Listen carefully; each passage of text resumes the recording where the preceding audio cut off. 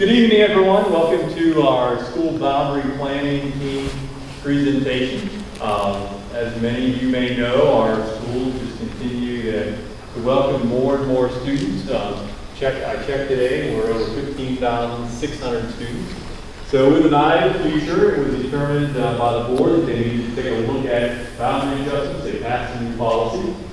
And the first step really begins today. Inform the community about our plan. So we have 2 live meetings today. We're taping this one as well. This will be on our website. We do have a boundary adjustment page on our website, wicomicoschools.org. If you go to that site and scroll down to the banner, underneath the big pic photos, you'll see a link. Do you think you could put that laptop like on that front seat so that I can look at it while we're recording, not to like look backwards? Important dates, and most importantly, you'll find a link to our consultant, Proper GIS, and a wealth of data and information, including tonight's presentation, which you'll be able to review at your leisure. So that said, I'll introduce our consultant, Proper GIS. We have Matt Cropper and James Cooper here. We've employed their services. They're experts in school boundary adjustments, and so far what they shared with us has been very impressive. We look forward to continue working with them and coming back to community meetings in November, where we'll be able to share some preliminary plans. Ultimately, the decision rests with our Board of Education, who we are looking forward to making a decision on any boundary adjustments in late winter or early spring that would take place in for the fall of 2025. So again, thank you for coming and for viewing, and Mr. Cropper, it's all you. Thank you, Dr. Regor. Thanks for coming. We really appreciate your coming here and just learning more about this process. We are Cropper GIS Consulting. We're based out of Ohio, but we have staff that live all across the United States. There's 6 of us and on staff. We're a pretty small shop, but we do work with a lot of districts and have a lot of experience in doing this. This is just right up our alley, the type of work that we do. Mostly boundary studies, but we also do demographic study work and facility planning work. I'm Matthew Cropper, the president of the company. I have over 25 years of experience. Also, James Cooper is here with me, planning analyst, and he has extensive experience doing this as well. And we're honored to be working here with you guys. Like I said, we've done work with districts all across the U.S., and so everywhere from 2,000 to over 200,000 students. So we bring to the table a lot of experience in how these other districts have addressed certain challenges that are similar to this district. And we also have background in the technology. So we're good with mapping and utilizing and leveraging mapping to make accurate estimates and information and put information together. So why are we doing this? Why is there a need to look at boundaries here? Well, as you know, the school district has the authority to make changes to boundaries as they see fit or as needed. And over time, schools in this district have become overcrowded, and others have some excess space. So there's an imbalance in utilization of your schools. The main objective of this study is to look at elementary schools and try to balance utilization for schools that have the greatest need for relief. Del Mar Elementary is not included in the study because they are subject to the bi-state agreement with enrollment from across the state. And so they're not part of the study, so no students in Del Mar are anticipated to be impacted as part of this study. But in addition to elementary schools, which is the focus, we are looking at aligning middle school and elementary to middle and middle to high school feeder patterns. So basically that's, as we work through our data and look at it, we'll study how much of an elementary school progresses to middle school and what percentage of that elementary school goes to middle school. Ideally, you'd like to have 100% of an elementary feed into a middle and 100% of a middle feed into a high. But it's very common to not be able to achieve that. And so if we have to split a school, it's ideal to have that split be balanced. What we want to avoid or try to get rid of are any splits that have, say, 95% of an elementary going to one middle and only 5% going to another middle school. And thinking in mind of these children making friends, building relationships in elementary school, and then when they go to middle school, having some familiar faces so that they can carry on some of those bonds that they've made at the elementary level. So we were hired by the district to help develop supporting materials and give you guys, public, and also our planning team, resources and tools to be able to understand and have some more, be more informed on boundary change considerations. We're facilitating all of this work using our experience and doing this for districts across the United States, working with the public and enabling you to have the ability to participate, provide input, and also see what's happening as the process matures. And then ultimately, we'll be working to help recommend a boundary plan to the Board of Education. So there are some factors. These are the boundary study factors, and these are the rules to follow as we start evaluating moving boundary lines one way or the other. So we'll always ask ourselves, are we going to move into zones one way or the other? Are we adhering to these factors better, or are we starting to get further away from them? So the best plan is going to be one that touches on these as a whole as best as possible. Things that really relate to us for this particular study are things like proximity to schools in order to maximize walkers and minimize distance of bus runs. So if students can walk to school, we want to maintain that ability if at all possible. Try not to get students who can walk to school onto a bus. Demographics, so be mindful of what the demographics are of the schools, and if at all possible, as we're working through it, don't create any further imbalances in demographics. If maybe we can do things to help bolster the demographics and make them actually less imbalanced, but the most important thing is not to make them more imbalanced. Feeder patterns is like I talked, looking at the elementary to middle and middle to high school progression. So we do anticipate potential changes to potentially middle school and high school zones, but we're going to try to keep that at a minimum for this process and focus mostly on elementary schools. The impact on neighborhoods and communities. So this is basically trying to draw the lines down major roads, which you'll see it's also here geographic features. They kind of go hand in hand. Draw the line down major roads and try not to draw the lines down residential streets, down through the middle heart of a neighborhood community, if at all possible. Be mindful of programs. So we'll have a better understanding of how many kids are participating in programs at schools so that we don't overload a school with students who live in the zone and then there's no space for students to come in from out of zone for a special program that may be at that school. We'll be working with instructional and operational capacity. So the state has a state-rated capacity that they approve for every school in this district, and we'll be looking at how we can leverage that capacity and make things equitable.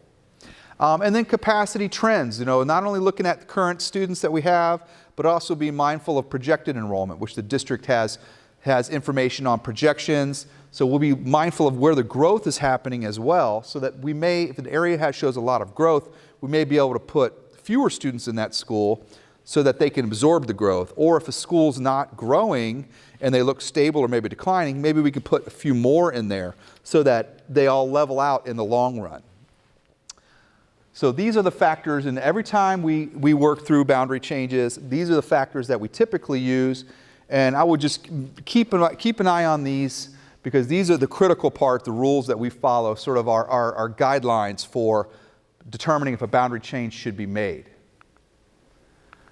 Some of the people who are involved in this study, we have our consultant, which is us. Basically, I covered that pretty well, facilitating the process, coordinating materials and meetings. We're working with the school boundary planning team, which is basically made up of central office staff, administrators, and we also have the county community members. So there's about 4 public members on this boundary planning team to give us their perspectives, and they don't all live in the same neighborhood or the same area. They live throughout the county, so we'll get their perspectives from different places that they live, and just through their knowledge of living and shopping and working in this county. This boundary planning team is going to be the group that we work on options with. After this meeting, we're going to start focusing on developing options with this group in preparation to share those with the general public, which the general public is going to be informed. We have a website that we'll introduce you to tonight that has all these resources and materials on there.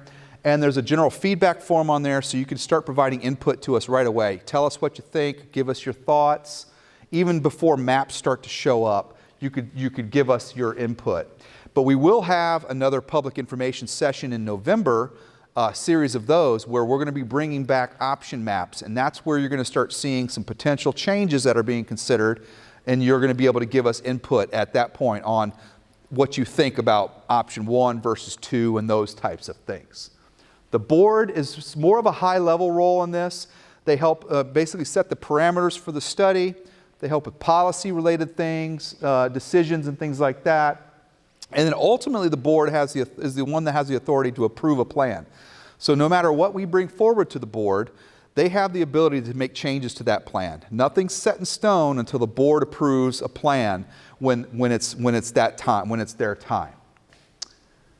Looking at our timeline, we are sitting right here, September 19th, doing our first public information session series.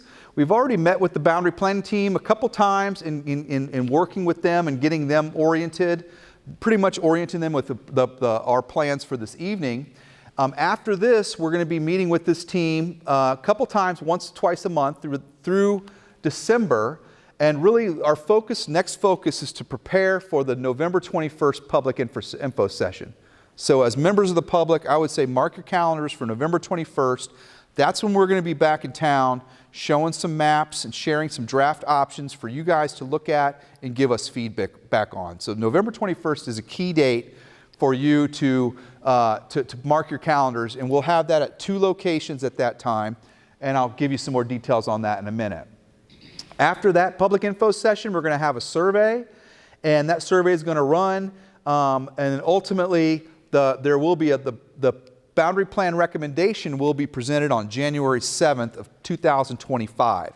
And then the board goes through a series of meetings, a public hearing to hear other input from the public related to the boundary change on January 14th. And then they will have a work session to consider potential boundary changes to the recommendations on January 28th. And then the board is expected to vote on a school boundary plan in February of next year. The approach to this project, just going through some of the phases and just talking through how we work through this. We've collected data. We put the data together into our mapping system.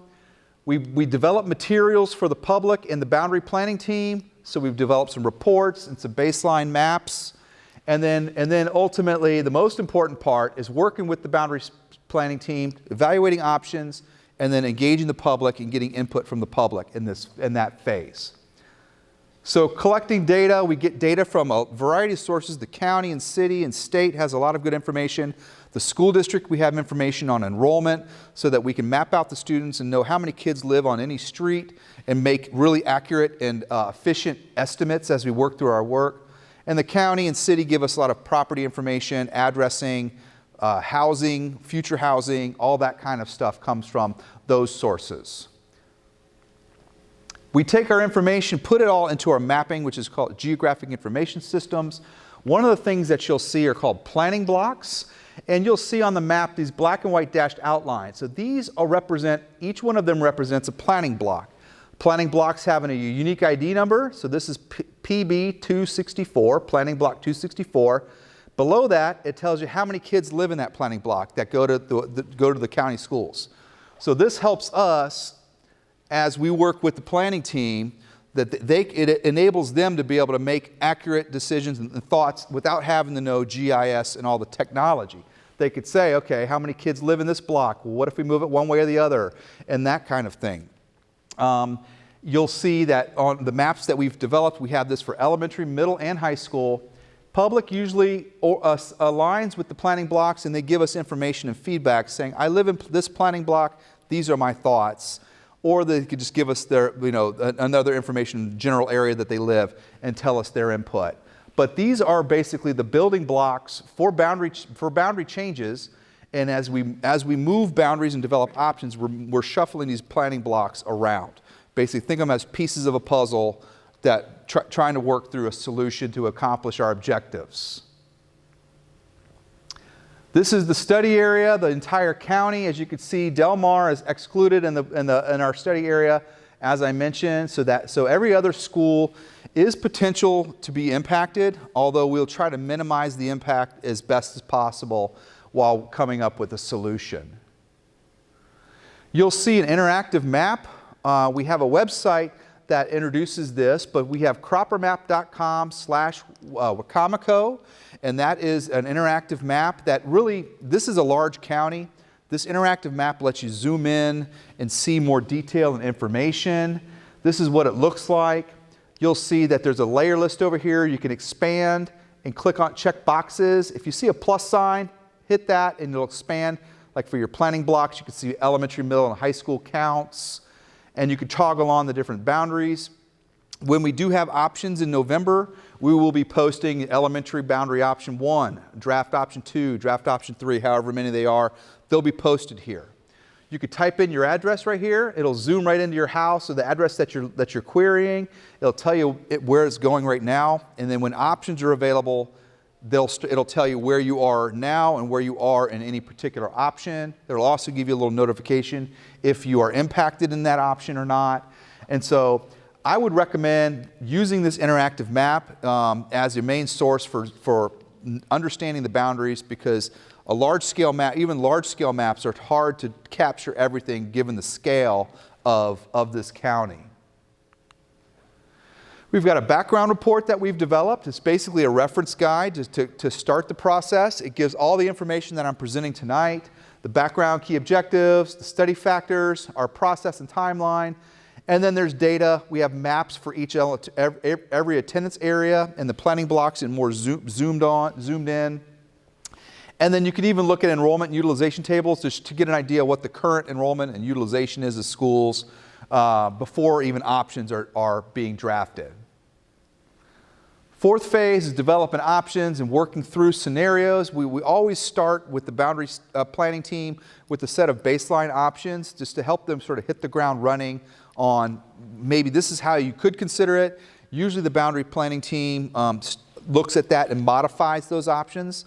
Sometimes they want to start and do wholesale new ones, but typically they'll look at building off of some of these baseline options or modifying and critiquing those and working with those. We'll be working with that boundary planning team for the next once or twice a month, now through December. Again, November 21st is the key date for you to be prepared to come back and look at maps that we have ready to share with you. We'll have a survey that goes along with that 21st meeting, and then the board will ultimately, the recommendation will be delivered to them in January of next year. We have a website, wcpsboundarystudy.org. So you can go to that, directly to that website to access it. This is also going to be available on the school district's webpage, where they'll have a direct link to forward you to this site. And this is where all of the information is going to be stored and centralized for this study. You'll see there's information on the overview, the objectives and background. We have the background report as a key document that you can link to here. Interactive map right here.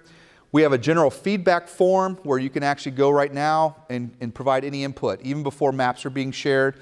Just if you have any thoughts about the planning blocks or anything else about the study, we encourage you to go ahead and start giving us input, and we will track it and monitor that. Next steps, working with the boundary planning team. After this and working through options, starting to dive into options. We have our first public info session that we're going through right now, and this is being recorded, so the public will be able to view this even if they weren't able to participate and come to the meeting tonight. And we'll do the same recording in November 21st, and that's when we're going to have actual maps to share with you, draft options. That's 4 p.m. at Salisbury Middle School and 6 p.m. at Prince Street Elementary School, November 21st, 2024. So that's a key date to mark on your calendars. And with that, that's all I have. So is there any questions or anything that I can help answer? And otherwise, we thank you so much for your time. Look forward to working with you over the next couple months, and we'll see you hopefully in late November to start looking at options maps. Have a good night. Thank you very much.